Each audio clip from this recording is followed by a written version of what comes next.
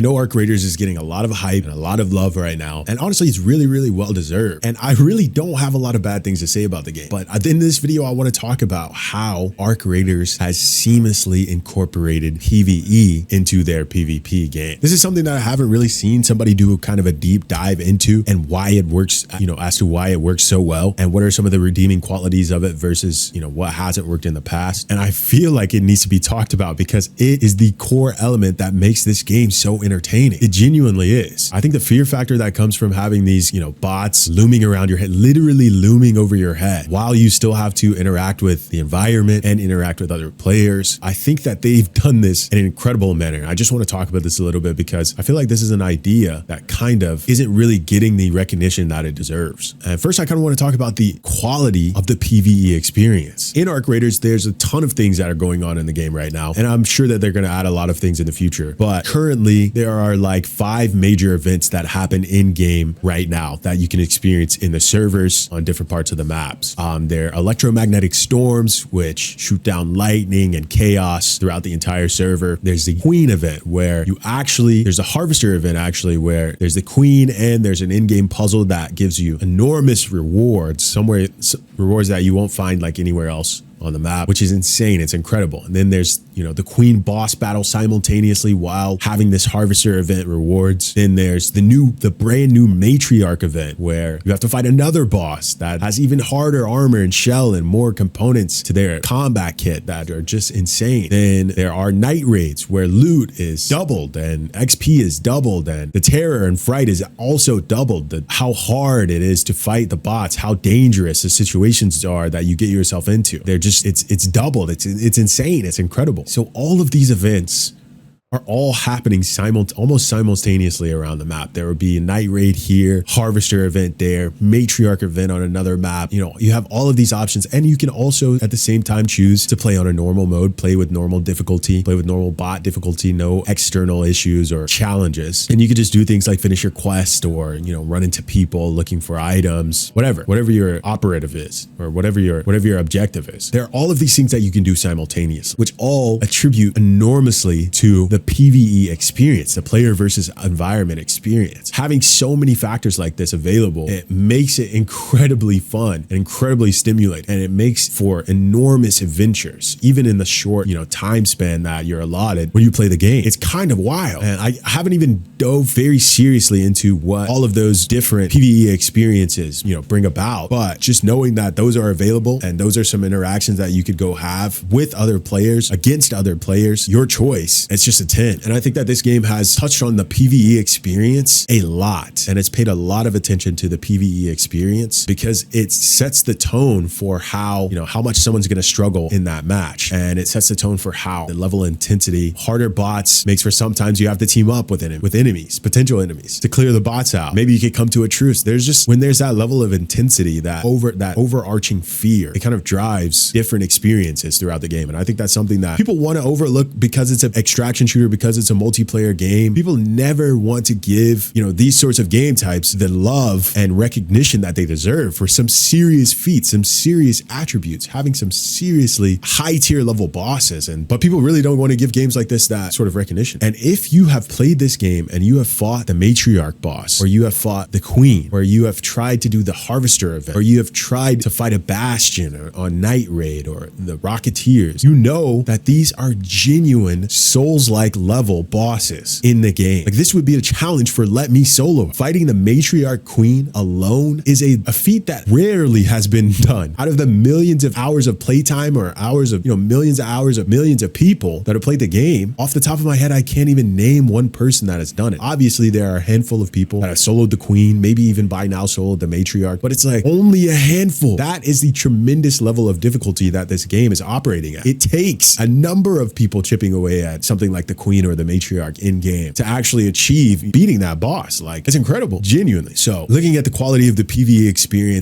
I think it's very, very important. when it comes to rating Arc Raiders, honestly. And then next I want to talk about the intensity of all of the combined fighting that goes on in this game. I feel like I kind of touched on this a little bit talking about the PvE experience and how serious and intense it can get with the bosses. But now take that concept, we haven't even talked about PvP yet, and throw in another variable, which is the human variable, and throw in some incredibly interactive elements within the human variable. You're fighting for loot, potentially. You're fighting for resources. You're fighting to survive. You guys are fighting against the bots, but you're fighting each other as, simultaneously. You want to come out of that. You want to come back to Speranza with your pockets the most loaded out of anyone that you run across. And that combination is just beautiful. Granted, this game does have a sort of an edge on other video games because it has proximity chat or voice over IP, where you can literally interact with enemy players to a degree that we don't see in video games, this day and age. I'm not exactly sure why. I'm sure there are some legal reasons that a lot of video games don't do it. I'm not an expert on this, but it has been one of the best things that Arc Raiders could have possibly done for the video game genre. I can't name a video game that I've played within the past 5 years that has voice over IP or proximity chat where you can literally form an alliance or become enemies with,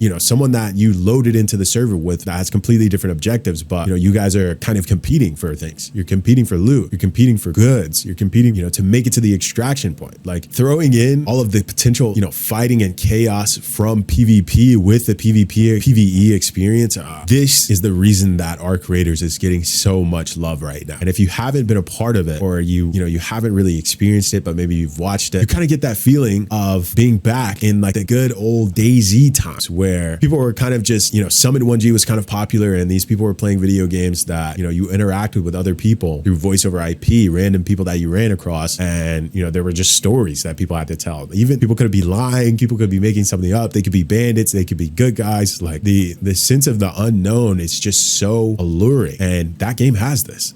When you come across a raider, you question. Even if you feel like you're going to be hostile or you feel like there's going to be a shootout, there's always an inkling of this situation turning the exact opposite direction, which is just incredible. The fear of the unknown, this game really plays really well on that. Then I had two more things I wanted to talk about. I've kind of really touched on one of them, which was the diversity, a level of diversity of the events in game. As I mentioned earlier, there's so many different events that go on in game that play a part in how you should be playing in that map or that match. Sometimes when you go to Spaceport, which is one of the maps that is designed like a launch site. On that map, you could play towards, if it's daytime, obviously the loot pool is not going to be as stacked, but at the same time, the quality of people are going to be different and the quality of bots and arc enemies and AI are going to be different.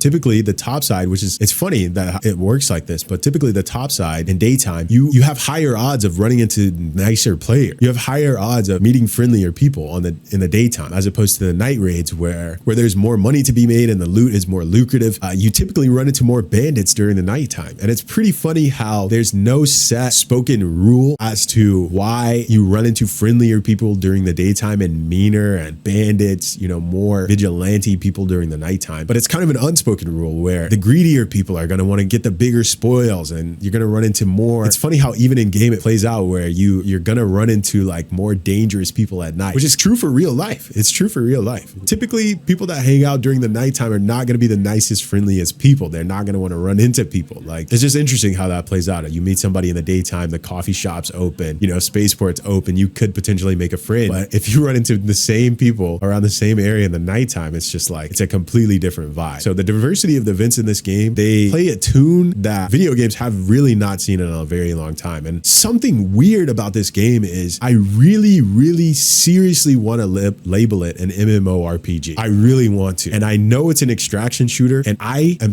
racking my brain as to why I think this, and I need to think about it a little bit more, but it feels so much like an MMORPG that I don't know. I have to think about it a little bit more. Maybe it will come to me why I have this feeling, and maybe you guys can probably figure it out, but that is something that is weird for an extraction shooter. And I don't know if people feel like this about Tarkov. I never really played Escape from Tarkov. Dude, this game feels like a really cool MMORPG, and it's probably because of how the game has like bosses and it has events and it has quests and it has a storyline, it has plot and it has loot, but it also has people and it has extractions and it has, you know, different elements to the game. It's so weird. I don't really know. I don't think people label this game as an MMORPG, but that's what it really feels like. And then finally, I just wanted to talk about the player interaction rate. There's one thing in this game that kind of bothers me, and I'm sure that a lot of people have complained about it. And if you've played the game before, you're going to know exactly what I'm talking about, and you're going to know the nuances of it and why I feel like it's not really a thing that should be in the game, but I'm not exactly sure how it works. But basically, there's just a high level of player interaction in the game, and it's probably most likely because the game infills, or it takes players that are in queue and puts them into a live game during the middle of the game. So a game is 30 minutes, and if you start at the beginning of the game, if you infill, which is joining the lobby,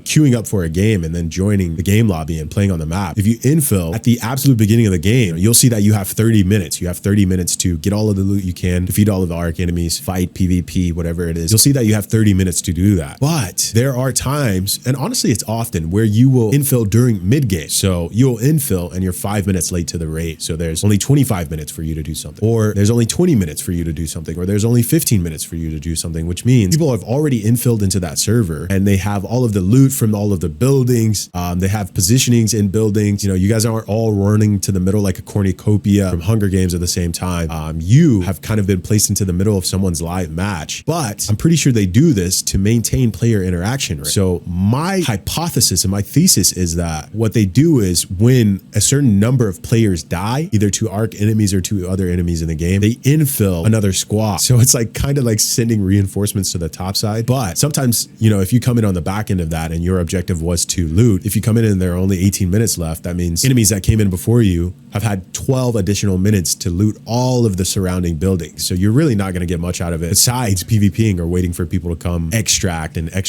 camp the extract and probably potentially kill them while they're getting out with loot.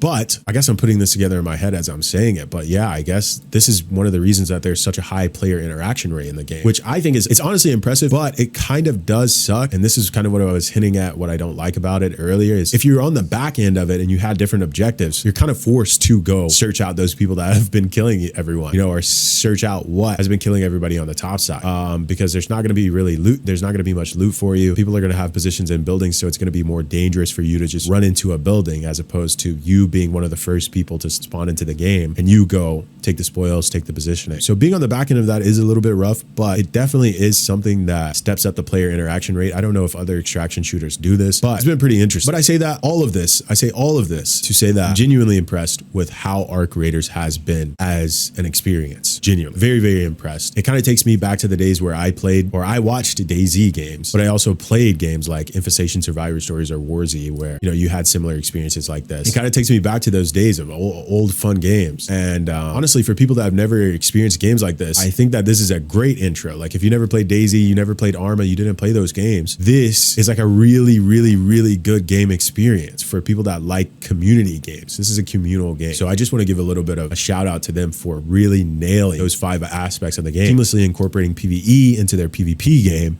the quality and the intensity of the PvE experience, the intensity of all the combined fighting with PvP, the diversity of the events in game, and the player interaction rate. I think that those are 5 components that make this game flawless right now, and I'm giving it a full 10. If you enjoy gaming content, make sure to subscribe for some consistent uploads.